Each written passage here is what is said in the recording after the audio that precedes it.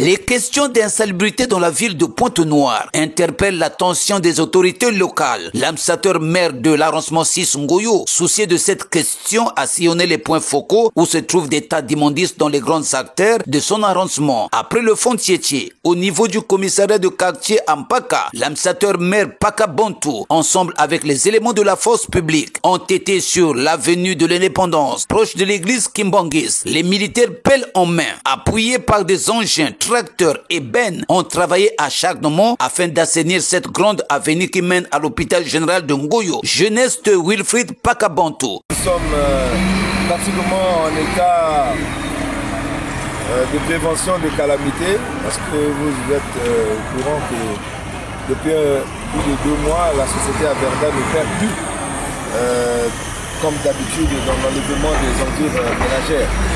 Et donc nous, au niveau de la coordination départementale et municipale, un comité de crise a été mis en place dans lequel participent les administrateurs maires d'arrondissement, la force publique et les autorités locales. Les instructions ont été données, la force publique est sur le terrain et ce n'était que normal que pendant que la force publique est sur le terrain, que nous, administrateurs maires d'arrondissement, nous soyons sur le terrain pour coordonner avec le commandement de la force publique recommandé dans notre arrondissement pour cette opération parce que nous avons l'obligation de maintenir le lien armée-nation. Mission régalienne de la municipalité, c'est rendre la ville propre. Et tant que les villes ne sont pas propres, nous sommes exposés aux maladies. Et les maladies peuvent enfreindre à l'économie de notre État.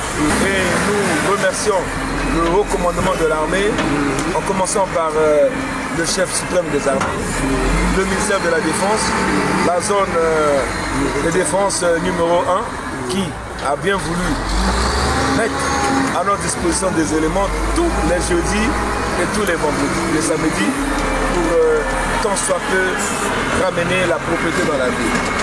Au niveau de l'arrondissement 6, on avait dénombré 55 tas de poubelles de plusieurs mètres cubes d'ordures, sans compter les marchés domaniaux qui ont plusieurs mètres cubes ou tonnes de poubelles. Nous sommes déjà avec la force publique et nous proposons à 7 heures, nous avons déjà enlevé près de 38 tas d'ordures ménagères. Et nous pouvons que nous en féliciter et demander à notre hiérarchie de nous donner plus de moyens et de nous faire plus confiance pour que nous puissions continuer à maintenir cet état de salubrité. Il manque encore, il nous faut rentrer dans les marchés, il nous faut rentrer dans les artères secondaires. Là nous sommes encore sur certaines artères principales, l'avenue de l'Indépendance. Nous avons traité l'avenue Poitiers-Delphin, de 5 chemins des Daleks. Nous avons traité l'avenue des Caravanes. Nous avons traité la route nationale numéro 4. Donc, Petit Mama jusqu'à Djeno. Nous avons traité le marché de Paka. Nous avons traité le marché de Côte-Matev. Mais vous savez que tous les jours, les populations consomment. Ils produisent donc des ordures. Nous avons quand même 200 000 habitants dans l'arrondissement numéro 6 qui produisent des ordures, qui produisent des déchets. Un appel aux populations, c'est de savoir traiter les ordures depuis leur résidence.